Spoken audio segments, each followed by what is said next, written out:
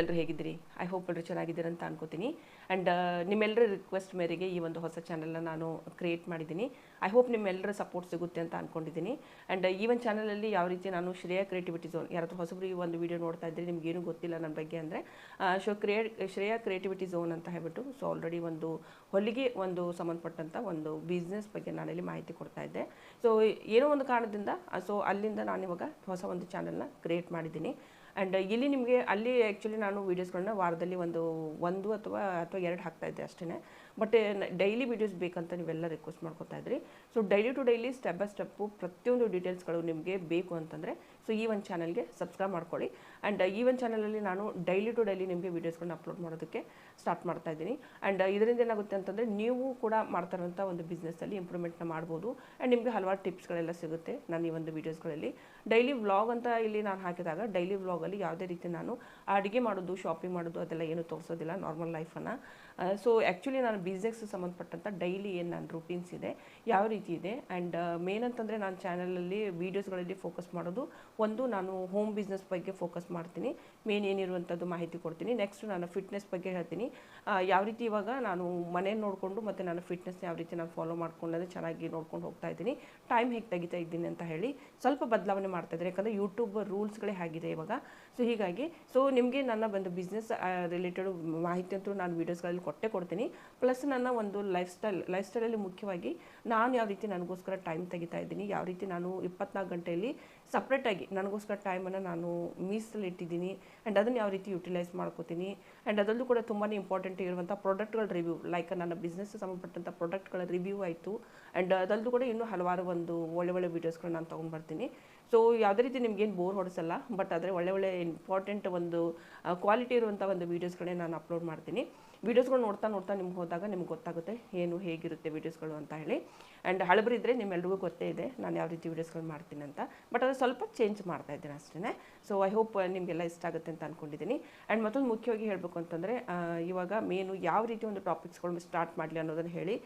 So ಅದೇ ರೀತಿ ನಾವು ಸ್ಟಾರ್ಟ್ ಮಾಡ್ತಾ ಹೋಗೋಣ. ಓಕೆ, ಸೊ ಯಾವ ರೀತಿ ಏನು ವಿಷಯಗಳು ನಿಮ್ಗೆ ಏನು ಕೇಳಬೇಕಂತ ಅಂದ್ಕೊಂಡಿದ್ದೀನಿ, ಅಥವಾ ಏನಾದರೂ ಯಾವ ರೀತಿ ನಿಮಗೆ ಇವಾಗ ಸದ್ಯಕ್ಕೆ ವೀಡಿಯೋಸ್ಗಳು ನಮಗೆ ಬೇಕು. ಯಾಕಂದರೆ ಆಲ್ರೆಡಿ ಸುಮಾರು ಹೆಣ್ಮಕ್ಳು ಬಿಸ್ನೆಸ್ ಸ್ಟಾರ್ಟ್ ಮಾಡಿಬಿಟ್ಟಿದ್ದೀರಿ ನನ್ನ ಜೊತೆನೇ. ಸೊ ನಿಮಗೆ ಸಂಬಂಧಪಟ್ಟಂಥ ಯಾವುದೇ ರೀತಿ ಒಂದು ಕ್ವಶನ್ಸ್ ಇದ್ದರೆ ಸೊ ಪ್ಲೀಸ್ ಅದ್ರ ಬಗ್ಗೆ ಹೇಳಿ ಅಂದರೆ ಸೊ ಆ ರೀತಿ ನಾನು ವೀಡಿಯೋಸ್ಗಳು ಮಾಡೋದಕ್ಕೆ ಸ್ಟಾರ್ಟ್ ಮಾಡ್ತೀನಿ. ಓಕೆನಾ?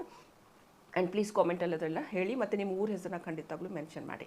ಇನ್ನು ನನ್ನ ಬಗ್ಗೆ ನಾನು ಸ್ವಲ್ಪ ಹೇಳೋದಾದರೆ, ನಾನು ಮುಖ್ಯವಾಗಿ ನಾನು ಹುಟ್ಟಿದ್ದು ಬೆಳೆದಿದ್ದು ಎಲ್ಲ ಹುಬ್ಬಳ್ಳಿ ಧಾರವಾಡ. ಓಕೆ, ಸೊ ನಾನು ಮೂಲತಃ ಉತ್ತರ ಕರ್ನಾಟಕದವಳು. ಸೊ ಉತ್ತರ ಕರ್ನಾಟಕದ ಜನ ಕೂಡ ನನ್ನ ನೋಡ್ತಾ ಇದ್ದೀರಂತ ಅನ್ಕೋತೀನಿ. ಆ್ಯಂಡ್ ತುಂಬ ಖುಷಿಯಾಗುತ್ತೆ. ಬಟ್ ಆದರೆ ನಾನು ಲ್ಯಾಂಗ್ವೇಜಲ್ಲಿ ಚೇಂಜ್ ಮಾಡಿದ್ದೀನಿ ವೀಡಿಯೋದಲ್ಲಿ. ಸ್ಟಾರ್ಟಿಂಗಲ್ಲಿ ನಾನು ಯೂಟ್ಯೂಬಲ್ಲಿ ಬಂದಾಗ ನಾನು ಉತ್ತರ ಕರ್ನಾಟಕ ಭಾಷೆಯಲ್ಲಿ ಮಾತಾಡಿದಾಗ ಸೊ ಯಾರಿಗೂ ಅರ್ಥ ಆಗ್ತಾ ಇರಲಿಲ್ಲ ಬೇಗನೆ.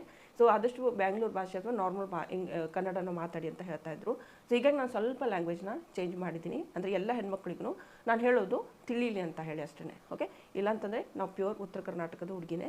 ಬಟ್ ಆದರೆ ಸ್ಟಡಿ ಪರ್ಪಸ್ ಆಯಿತು, ಮತ್ತು ಸ್ಟಡಿ ಎಲ್ಲ ಮಾಡಿಕೊಂಡು ನಂತರ ನಾನು ಡೆಲ್ಲಿ ಶಿಫ್ಟ್ ಆಗಿದ್ದೀನಿ. ಸೊ ಡೆಲ್ಲಿಯಲ್ಲೇ ನಾವಿರೋದು. ಡೆಲ್ಲಿಯಿಂದ ನಾವು ಆಲ್ ಓವರ್ ಇಂಡಿಯಾ ಟ್ರಾನ್ಸ್ಫರ್ ಆಗ್ತಾ ಇರುತ್ತೆ ಜಾಬು ಹಸ್ಬೆಂಡ್ದು. ಸೊ ಹೀಗಾಗಿ ನಮ್ಮದು ಟ್ರಾನ್ಸ್ಫರೇಬಲ್ ಜಾಬು. ಒಂದು ಕಡೆ ಇದ್ದಿರುವಂಥದ್ದು ಸೊ ಇನ್ನೊಂದು ಕಡೆ ಇರೋದಿಲ್ಲ ನಿಮಗೆ ಬ್ಯಾಕ್ಗ್ರೌಂಡು. ಸೊ ಆ ರೀತಿ ಇರುತ್ತೆ. ಬಟ್ ಸ್ಟಿಲ್ ನಾನು ನನ್ನ ಕೆಲಸವನ್ನು ಅವ್ರ ಜೊತೆನೇ, ಅಂದರೆ ಇವಾಗ ಅವ್ರದ್ದು ಟ್ರಾನ್ಸ್ಫರೇಬಲ್ ಜಾಬು. ಹೀಗಾಗಿ ನಾನು ಕೂಡ ಒಂದು ಜಾಗದಲ್ಲಿ ಸ್ಥಿರವಾಗಿ ಇಟ್ಕೊಂಡು ಕೆಲಸ ಮಾಡೋಕ್ಕಾಗಲ್ಲ. ಹೀಗಾಗಿ ನಾನು ಏನು ಮಾಡ್ತಾಯಿದ್ದೀನಿ, ಆನ್ಲೈನು ಮನೆಯಲ್ಲಿಂದಲೇ ಬಿಸ್ನೆಸ್ನ ಸ್ಟಾರ್ಟ್ ಮಾಡಿದ್ದೀನಿ. ಸೊ ಈ ಬಿಸ್ನೆಸ್ಸಲ್ಲಿ ಸಂಬಂಧಪಟ್ಟಂತೆ ಅಪ್ಡೇಟ್ಸ್ಗಳನ್ನ ನಿಮ್ಮೆಲ್ಲ ಹೆಣ್ಮಕ್ಳಿಗೆ ಕೊಡ್ತಾ ಇರ್ತೀನಿ.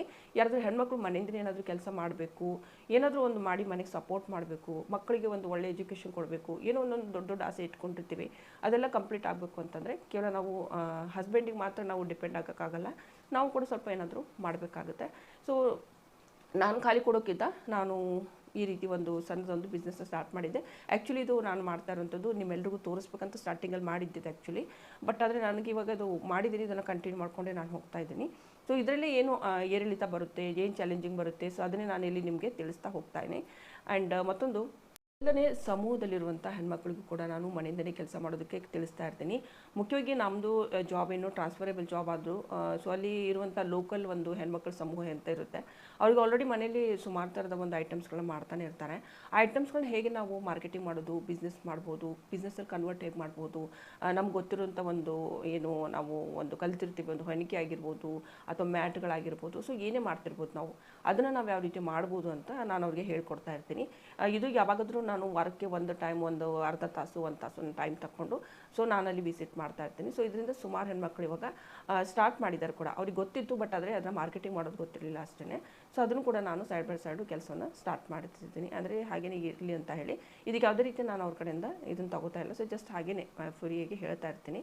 ಸೊ ಇದರಿಂದ ಅವ್ರಿಗೂ ಕೂಡ ಸ್ವಲ್ಪ ಮನೇಲಿ ಖಾಲಿ ಕೊಡೋಕ್ಕಿಂತ ಏನಾದರೂ ಕೆಲಸನ ಮಾಡಿ ಒಂದು ಸ್ವಲ್ಪ ಮನೆಗೆ ಏನಾದರೂ ಹೆಲ್ಪ್ ಮಾಡ್ತಾರೆ ಅಂತ. ಓಕೆ, ಸೊ ಈ ರೀತಿ ನಂದು ಒಂದು ಲೈಫ್ ಸ್ಟೈಲ್ ಇದೆ. ಆ್ಯಂಡ್ ಪ್ಲಸ್ ನಾನು ಮನೇಲಿ ಕೂಡ ನೋಡ್ಕೊಂಡು ಹೋಗ್ತೀನಿ. ಸೊ ಇದು ಒಂದು ಚಿಕ್ಕ ಒಂದು ಇಂಟ್ರೊಡಕ್ಷನ್ ನಂದು. ಓಕೆ, ಸೊ ಇದಕ್ಕೆ ಇಷ್ಟೇ ನಾನು ಹೇಳಬೇಕಾಗಿರೋದು. ಆ್ಯಂಡ್ ಇದು ಹೊಸದಾಗಿ ನಾನು ಇವಾಗ ವೀಡಿಯೋ ಮಾಡಿದ್ದೀನಿ ಈ ಚಾನಲಲ್ಲಿ.